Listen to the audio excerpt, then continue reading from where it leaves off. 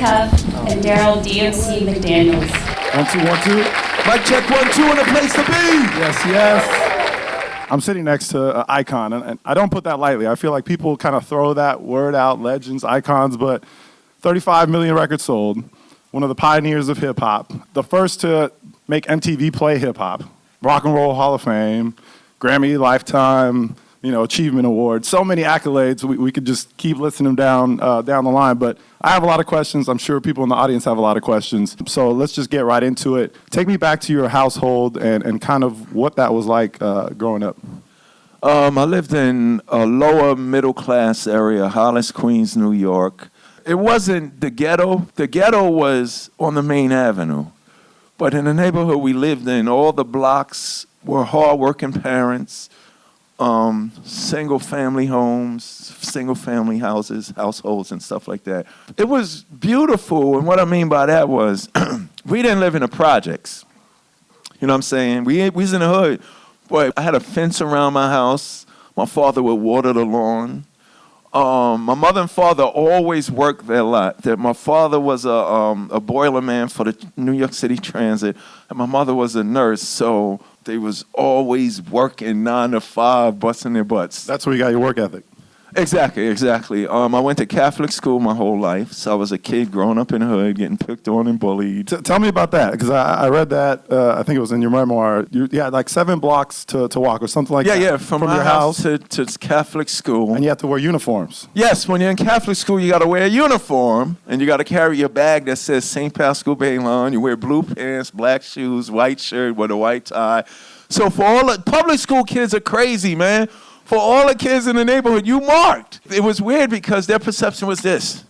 Oh, you go to Catholic school, you rich, your mother and father pay for you to go to school, so run it. So I got my lunch money taken. So life was kind of miserable for me as a kid because I dreaded the walk to school. Once I got to school, though, I loved it. I was one of those kids that hated the summer vacation. I didn't understand, why do we have to be out of school June, July, August, all the way till September? Because for me, there was just something about notebooks, pens, pencils, and a thing of learning. Blank pages. I never knew this was going to pay off for me later, but it was just something about the blank pages that I would fill. All I cared about was schoolwork and comic books. And my father, he was successful in a lot of people's on my block eyes because he didn't have a Cadillac, but he had the Electra 225 Buick, which was the poor man's Cadillac. I don't know if y'all remember those. I had a good life. I had a loving family and a discipline. I was one of those kids that had to be in the house when the streetlights came on. And I didn't understand why all the other little kids on the block could stay out till midnight. What the hell? But that says something for parents giving a young man discipline and stuff like that. For sure. I'm curious, what was your first hip-hop memory? My first hip-hop memory, oh, that's easy. It was in Catholic school, because I was either in school or at home, you know what I'm saying? And I remember being in the schoolyard. I was in the 7th grade, so this might have been 78, maybe, probably so. And I was in the schoolyard with my 3 friends, and we was playing basketball. We had 1 basketball rim in the schoolyard. Remember that, because it's going to be important later. We had 1 basketball rim in the schoolyard, and me and my 3 friends was playing. We was in the 7th grade. Billy Morris was in the 8th grade. And Billy Morris went to the Catholic school, but he was the guy that knew all the bad kids and ran with the bad kids. So this particular day, he was like, yo, come here. So we looked, and we was like, nah, we ain't going over there. Because we little kids, right? You know what I'm saying? So, he was like, I said, come in. And we was like, should we go over there? And this is true. He's like, he probably want us to smoke reefer or something. Because he was like with the bad kids. So we said this. He said, yo, I said, come in. So me and my 3 friends was like, look, it's 3 of us and 1 of him. If he tries anything, we jump in his ass. So we walked over to Billy Morris, and back in the day, before the boombox, before the box, before the portable radio, it was the flat tape recorder. How many of y'all remember those? And for your old head. For all your heads. It was the one, it was flat, and when you push eject, it pops up, and you pull the tape out. So Billy had one of those. He pushed play and said, doom, tack, doom, doom, tack, doom, doom, tack, And then the voice said, when you mess around in New York town, you go down with the disco Chiba clown. You just keep the pep in your step. You don't stop till you get on the mountain top. And when you reach the top, you reach your peak. That's when you hear Eddie Chiba speak. And it stopped. It was like 30, 45 seconds. We said, do that again. He did it again. We stood there for 2 hours in the schoolyard listening to that over and over and over. That was my first injection of the epidemic, of the illness of hip-hop. That changed the world and allowed me to actually be sitting here It changed my life for a weekend, because then I was like, yo, Billy, can I hold that tape? Oh, hell no, Darryl McDaniels can't hold my effing tape. And then I was like, yo, Billy, you can have my mother's pocketbook. I'll give you the keys to my father's car. I'll give you my allowance for the rest of the year, because I had to have that. I didn't know what it was, though. So Billy was nice. He let me hold it. He was like, you bring my tape back on Monday. So I spent the whole weekend just listening to that 1 minute and 30 seconds or whatever that was. Because of that tape, it made me notice, oh, that's the thing they do in the park. Because prior to that, I was just a kid. Basketball, skateboards, comic books, G.I. Joe, AFX tracks, Lionel trains, and all of that. I would hear the music in the park, but I didn't hear it because I'm a little kid. I didn't care. I wasn't stopping to go see what's going on. So because of that tape, I noticed now when I go to the park, oh, that's the thing that was on Billy's tape. Right then and there was Rapper's Delight drop. Right then and there, and it was a rite of passage for everybody to learn the whole record of Rapper's Delight. How many people actually know Rapper's Delight out here? All right. It's a rite of passage. You had to sit there and memorize that. But then something crazy happened to me. I heard the Eddie Chiba tape, I see the park jams, and then Rapper's Delight. But I was still into my comic books. Now, once I noticed the park jams, my brother and his friend Booby and Anthony, they were 3 years older than me. Most of the young kids wanted to get DJ equipment to emulate the DJs that were on playing the parks and on these cassette tapes. So what had happened? Okay. Everyone back then wanted to be the DJ, right? Yeah, it was all MC, DJ. You wanted to be the DJ. Everybody wanted to be the DJ. After I noticed what was going on in the park, I heard another cassette tape with this thing, because it wasn't people yet. It was like, what the fuck is this? What the hell is it? There was this guy called Grandmaster Flash. This is a flash tape. That's what you call it. You got a flash tape? You got the new one? So Grandmaster Flash on his flash tape was mixing good times. Good times. Don't, good times. Don't. Then this motherfucker said, good time. Now, I don't know, how is he doing that? Then it said, good, with the quick mix. I was like, well, I gotta do that. Right then and there was with my brother Anthony and all the kids. They were buying equipment just to be like Flash, you know. So me and my brother, we had a problem. We didn't sell weed. So we had no money. But we had this huge comic book collection. My brother was like, and I saw in his eyes when he came to say it to me, he was like, I know what we're going to do. I was like, no, don't say it. We're going to do a comic book sale so we could get 2 turntables and a mixer. So we did it. I had every issue of Marvel. We had a couple of DCs, but it was all Marvel, because Marvel was New York City. Gotham and Metropolis was cool. Superman, Batman, Flash, but they were fictional. Stan Lee ass had the superheroes really running around New York City, so it was real to me. I live in Queens. Peter Parker live in Queens. All of that. So me and my brother, we brought 2 turntables and a mixer. My brother buys Rapper's Delight. We learn it. Then about a week later, no, it was a little more than a week. It was like probably a couple of months.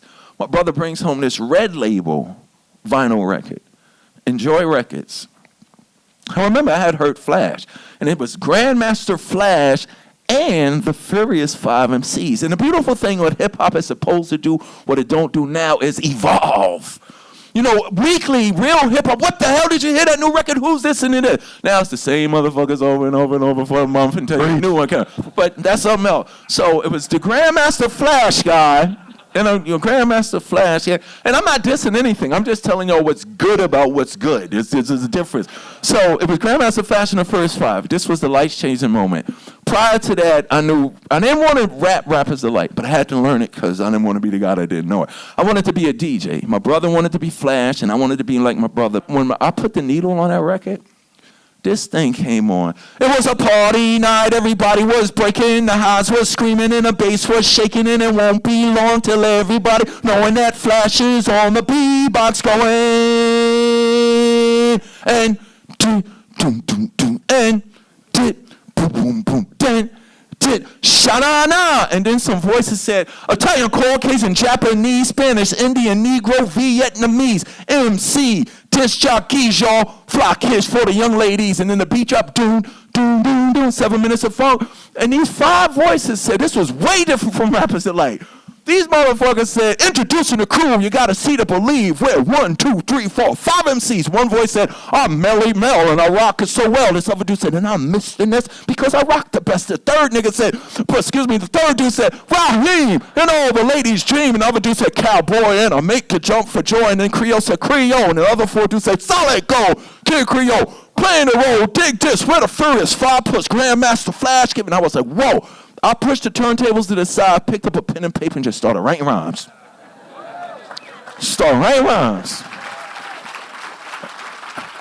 I just started writing rhymes. That's super rapping. Thing. Super rapping. In case y'all want to look that up when you go home. Super rapping. Super rapping. So that was the moment you wanted to be an MC. Right. But I didn't want to be an MC professionally. It was all make believe. So this tied into the comic book thing. You were in your basement battling MCs. As a comic book superhero. My whole thing was I never wanted to be on records. I don't even want to be sitting here talking to y'all. I don't want nobody to see me.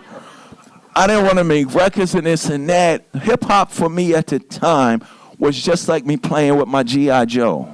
Or a girl would play with a Barbie doll.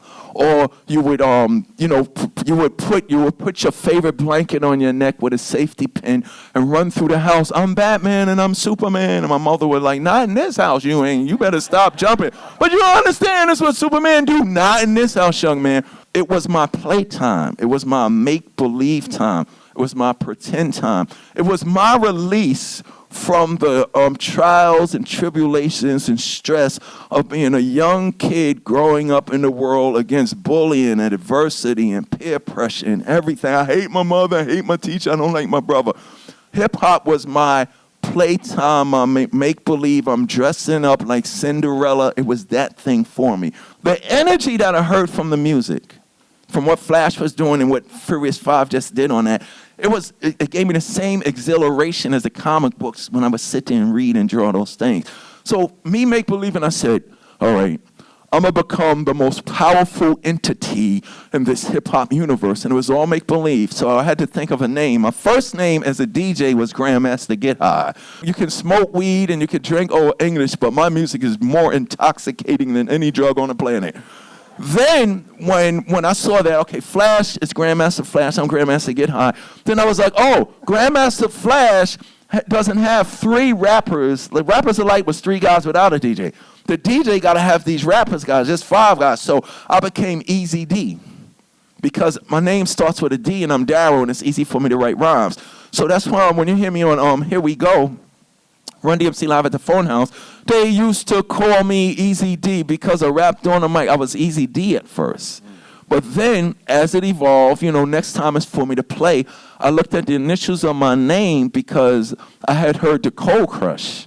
And they had a routine using the initials of my name. The initials of my name are GMC. You can search all your life, but you'll never see a higher power body rocket in the galaxy. I'm the first and never last. What's your name? I'm the Grandmaster Cash. Well, hell, the initials of my name are JDL. I want to go to heaven before I go to hell, and I'll be pushing more power than a Duracell, better than the oldest air. So I was like, oh, I'm Darryl McDaniels. Yeah, that was real dope. So Darryl McDaniels, from the comic books taught me something about life. I was a oppressed, bullied kid, and comic books in school was my empowering universes. But Marvel comic books taught me something very important about being a kid in life. Marvel comic books taught me, and this set me up for hip-hop, you define yourself with an adjective. Y'all know what an adjective is, right? And then you tell the world who you are. For example, the amazing Spider-Man, the incredible Hulk, the invincible Iron Man, and the mighty Thor. So Darryl McDaniels, to be this super entity on the microphone, doesn't become Darryl McDaniels. Darryl McDaniels becomes the devastating, mic-controlling DMC. This is all just for me. On the next record, what would Spider-Man do? I'll be the microphone master on this one. If you listen to King of Rock, all the Easter eggs was always there. On King of Rock, Run says, I'm DJ Run, I could scratch. I don't say I'm DMC, I could rap. I say I'm DMC, I could draw. And now people are going back to listen to my records to see, the correlation between it. So that being said, that's all I did in my basement. My whole life was going to Catholic school, coming home, reading comic books, and pretending I never wanted to do the rap thing in front of y'all. Are you crazy? Oh, hell no. It was in my basement alone. Nobody knew what I was doing. Fast forward to this guy named David McEachin comes to St. Pascal Baylon in the 8th grade, and he was like 7 foot tall. He probably wasn't that tall, but we were kids. To us, David McEachin was 7 feet tall. He dunked on the rim and broke it. So now the Catholic school kids don't got nowhere to play basketball because we wasn't going to the local park to play basketball because the public school kids in there will see us in the uniforms, and so we wasn't there. But my mother and father, God bless them, brought a basketball rim and put it in their backyard so their little Catholic school son didn't have to go to the park and get bullied. He could play right at home, and she could look out the window and say, hey, son, hey, mom, thank you. So kids would come over my house after school from Catholic school and play basketball. One particular day, this guy, he was never in my class. I'm funny. He was always in the dumb class. I was always in the smart class. No, that's just a joke. He was just always in the other class. Joseph Simmons. He's the only guy that showed up this particular day. So we played basketball. My mother and father would always work. They would get home at 4 o'clock every day. And one of the rules was when I was little, come here, young man. What's the rule when no adults is home? We can have any company. You don't let nobody in this house when nobody's around. So this particular one day, we got out of school 2:10. We get to my house by 2:30, play basketball till 3:30. My mother and father would come home. So me and Ron, we finished playing basketball. And it was like, oh, they won't be home for another hour, half an hour. I usually bring the water out to the kids. I said, come on in to the house to get the water. Broke the rule, but it paid off. So Ron comes in my house. I give him the drink of water. He sees me and my brother's turntables. And then he sees my big comic collection. And he's like, you do this? I go, no. Because he wasn't supposed to know this. I go, no, I don't do this. My brother does it. I can't let him know my secret. So he goes, yo, do you ever see those flyers on the post, on the telephone poles? My brother is Russell Rush. Russell was a party promoter who was managing one of the great early old school rappers, Curtis Blow. And Jimmy Spicer, Curtis Blow, Russell would throw parties and hire DJ Hollywood. So I was like, yeah, I'm familiar with those, because now I'm noticing the block parties and all of that stuff. He's like, yeah, my brother's Russell Rush and this and that, booming. So deep inside, I'm like, whoa, really? Like, but I'm trying to play cool, like I don't care. So he said, yo, every once in a while I go and rhyme. Ron was 12 years old. Every once in a while in the summertime, I go on the road with Curtis Blow. And Ron was Curtis Blow's disco son. And hip-hop is a cousin of disco. It evolved out of disco. The Fat Boys were a group called the Disco 3. All the rappers, I'm the disco DJ rapping man. I'm the disco wheel on the whistle. It was all disco. So make a long story short, Ron was like, yeah, every once in a while, when I'm not in school, I go with Curtis Blow. Curtis Blow would say, ladies and gentlemen, I'm going to bring and mesmerize you. I'm going to bring out my disco son, DJ Run. And Ron would come out at 12 years old. And he would DJ and bust around. It was the cutest thing ever and ever. So Run started making the cassette tapes over that. So then I let Run know that I can DJ. I can do what Flash do. So we would play ball for half the time and go in the basement and DJ before my mother and father come home. This is when it all started. I remember the day. We was in the basement. We was eating peanut butter jelly sandwich and potato chips. And it was my turn on the turntables, and Run was sitting there, and he found the books where I was writing all my rhymes. And he picked my books up, and he was like, yo, Darryl. I was like, I got the mouthful of peanut butter and chips. You wrote all these rhymes? And I was like, yeah. And he was like, wow. And he just looked at me, and it was like a movie.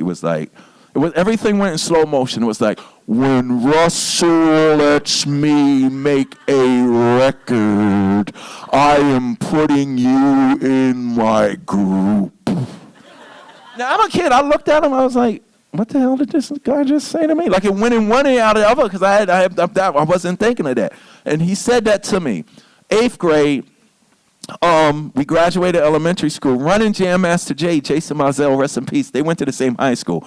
I went to Rice High School in Harlem, 124th Street in Lenox. So 9th grade, 10th grade, 11th grade, 12th grade, I went to a completely different high school from Run. We would see each other after school. We would go to the police athletic league after school programs together and this and that. He had a name already. But being a son of Curtis Blow, his name was on flyers. You could if y'all go check the old school flyers and history, you'll see Curtis Blow, DJ Run. Then he started getting gigs by himself. So make a long story short, when I graduated, I went to Rice High School. I got accepted to St. John's University, so I wrote a rhyme about it. So I just wrote the rhyme about it. Graduated that summer, got out of school in June, July, August. I knew I was going to St. John's University. In August, the phone rings. Yo, Darryl! It was Joe. Remember 4 years ago when I said, whenever Russell lets me make the record, I'm putting you into my group? I was like, yeah, grab your rhyme books. We're going to the studio. Oh, cool. So we went and we made It's Like That in Sucker MCs. That's how that went down. And when it was time for me to rhyme, we wrote It's Like That together. It's Like That was, because remember, The Message came out, phenomenal record. Broken Glass, I mean, phenomenal. Literally, I'm talking about not from flow and skills and The Message is the best hip-hop record ever made. It's like a jungle sometimes, because that was young people saying what my mother and father felt. So that was powerful. But then when The Message came out, the bandwagon thing started happening even back then. Every record was a Message record. Life in the Ghetto, Growing Up in the Ghetto, Message 1, Message 2. This thing got monotonous, just like hip-hop is now. It's monotonous. But then, who came and switched the game? Africa Bambaataa and Zulu Nation came with Planet Rock, which was, we're in this scenario The Message describes, but we have a vision. We know a place where everybody's eating and there's no death and there's no destruction. So, yeah, the Message record and the Vision record. When me and Run sat down and right, It's Like That, we just put the Message and the Vision record together. It's Like That was optimistic and pessimistic. It told you bad things, wars going on across the sea, but it also told you if you go to school and this and that. But then this is the kicker came. Run was going to be a solo artist.